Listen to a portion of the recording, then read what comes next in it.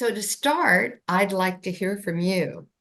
So first off, how many people have never bought a home? And if you haven't, please type first time in the chat. So if you will buy another home in the next 3 to 4 years, type in the chat the word future. And Greg will tally this all up and tell us what our audience looks like today. So before we begin today, it's important to note that what I'm about to share is just one approach among a plethora of options. I encourage all of you to share your experience after the Q&A. Most of this information applies to residential properties like homes, condos, and duplexes. I won't be touching on commercial real estate. Most applies to buying an existing home, not new developments of homes or condos, though I will offer a few tips that I've learned along the way. Additionally, this information can apply if you are in the shoes of a buyer or a seller. After all, most of us eventually transition from a buyer to a seller. So, Greg, help. Yeah. Well, you need to advance the screen by one. Yeah. Okay. Are you in PowerPoint or text? PowerPoint. And Okay. it's not moving. Try the page down. That's what I did. Oh, page down. There you go. I tried the arrow across. There you go. Thanks. So let's start off with answering the first question, why buy a home? It's an investment in a different market. Yes, real estate is a market and it goes up and down, just like stocks and bonds. Over time, you build equity, and some refer to this as forced savings. This next slide shows why to buy a home.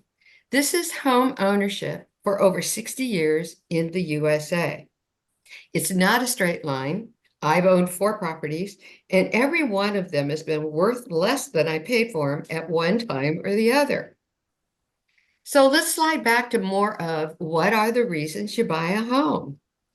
It gives you stability.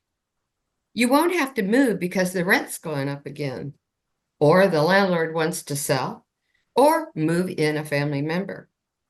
It gives you control over your second most expensive line item on your budget.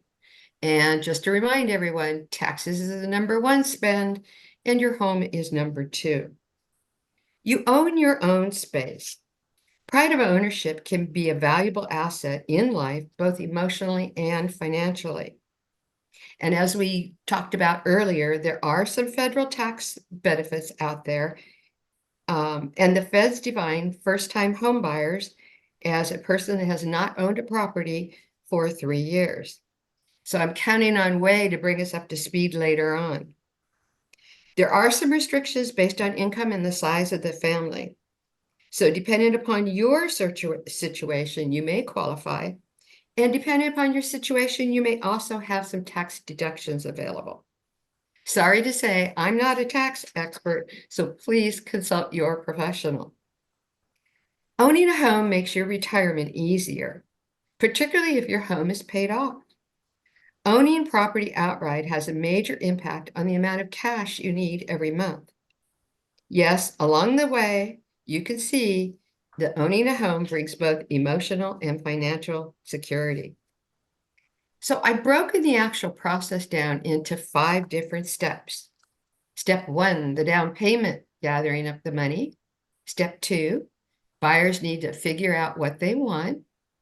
Step 3 and 4, I've highlighted in red because to me, these are the most important. You need to find a good agent. And again, you're after the money, so you're going to need to find a lender. And then finally, you can start looking at property. So let's go through a little more detail.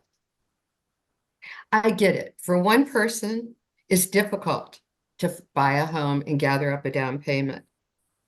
But if you've been a very good saver, or you're very thrifty, or just inherited some money, it's a golden opportunity. Also, find partners. I've had 4 partners in my journey, 2 different acquaintances, 1 family member, and 1 husband. In addition, get out there and explore these first-time homebuyer programs. I understand some are from the state, some are from the community, and definitely the feds. You can also consider roommates, renting out a room using VRBO, or investigating traveling nurse programs. Yes, you will have to show some proof, like having rental agreements and some history. Or for some, it might just be a gift from your family, your parents, or a rich uncle.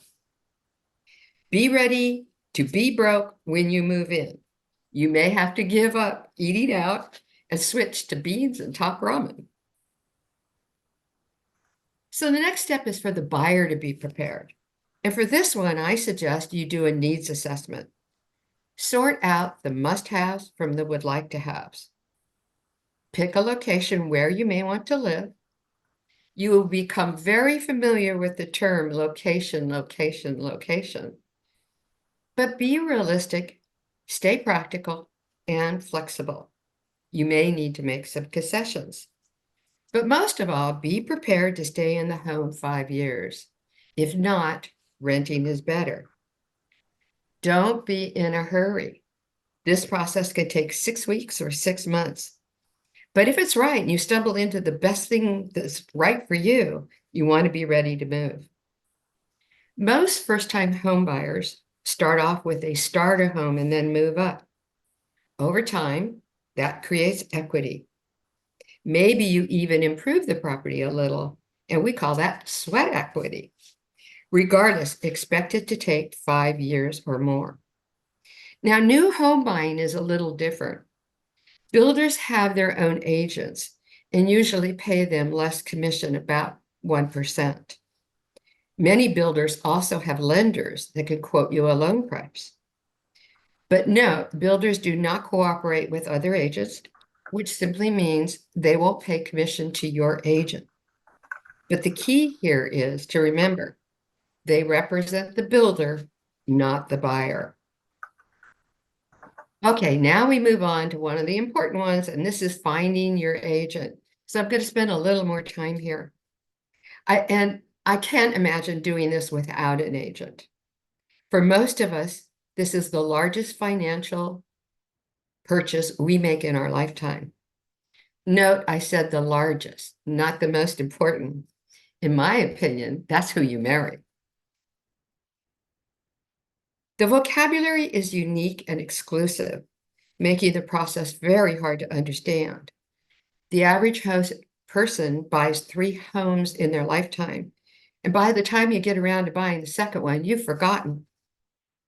There are many steps, choices, and decisions, all of which may lead to additional risk, delays, and usually cost money. Appraisals, inspection, escrow, title search, contingencies, repairs, just to name a few. I like interviewing and quoting 2 to 3 agents.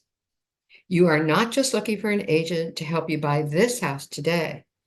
You also want them to help you sell this house and buy your next home. Yes, a long-term business relationship. I recommend you ask friends and family for referrals, but not just a name, but someone whom they've actually worked with. You want a person that's very familiar with your location and has the local knowledge. Look for an agent that has a minimum of 2 years experience, and actually I prefer 5.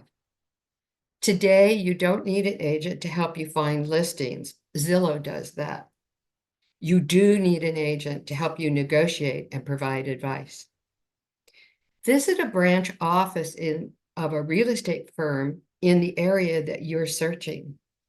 Ask to interview their top agents.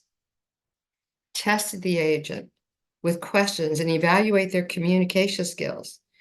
If they can't communicate with you, how will they negotiate your contractual position with the seller's agent? Ask yourself, would this be the right person to approach the seller and propose the seller buy down the interest rate? Find an agent that knows your market like the back of their hand.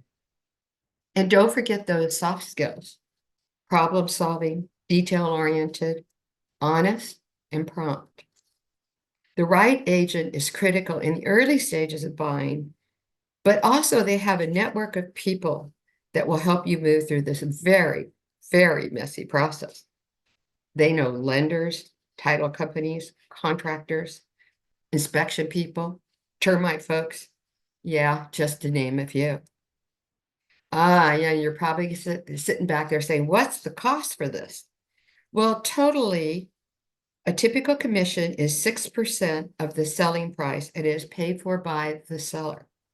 So an example, on a $1 million home, that's $60,000. But it is shared by both the buyer's agent and your agent and others that are involved in this process. You may experience, or most likely will experience, supply and demand issues. The real estate market is considered balanced if there is 5 to 6 months of inventory out there. If there is less, it's a seller's market. Today, due mostly to the increased interest rates, we have low inventory. But that's today. The supply is low, but is forecasted to change as inventory comes on the market later this year. Typically, inventory is always low in March and April, and it reaches its peak in the fall. Make note, when you want to sell your property, be ready to put your house on the market in March. You'll get the most money. Moving on to finding a lender. Real estate agents have relationships with lenders and or mortgage brokers. Again, I like interviewing and quoting 2 to 3. We can't ignore credit scores here.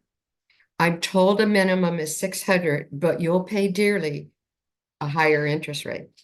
So I recommend everyone strive for 740. Be prepared to supply a ton of documents, 2 years worth. So I'll give you just a couple snapshots of what a lender will typically ask for, and there's more, and it'll be in the handout. But they'll ask for 2 years worth of tax returns, W-2s, bank statements, brokerage account statements, and proof of any additional income, such as alimony, Social Security, and bonuses. There's more on the list, and it'll be in the handout.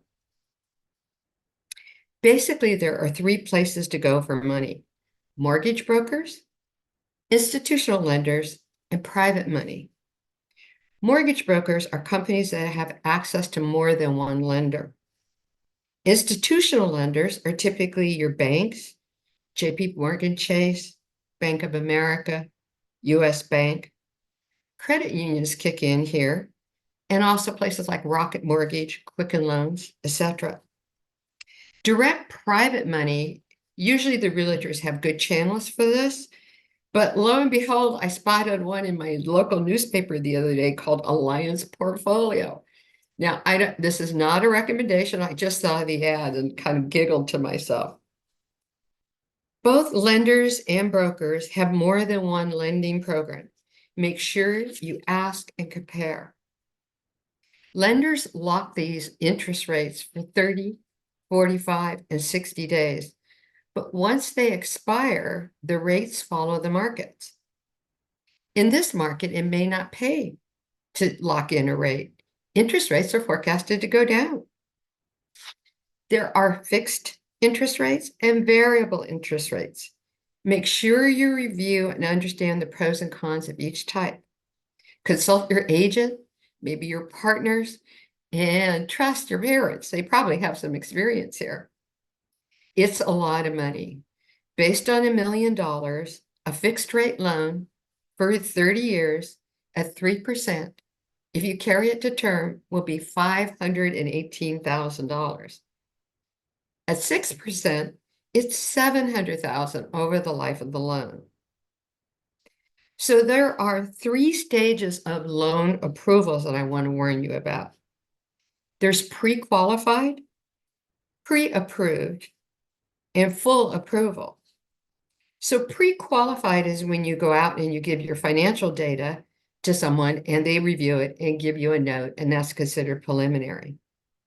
Pre-approved means all the financial details have been verified and approved by a specific lender.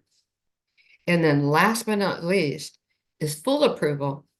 And that's when the appraisals are completed, the inspections are completed, the required repairs are completed, and the title company has finished their search. Don't be surprised, documents and phases all have expiration dates. So some examples of those are your quotes on your interest rates expire, your appraisals are only good for 90 days, offers and counter offers all have deadlines. When you go to sell your home, the listing agent's contract expires, and documents used to qualify the loan can get stale and must be refreshed.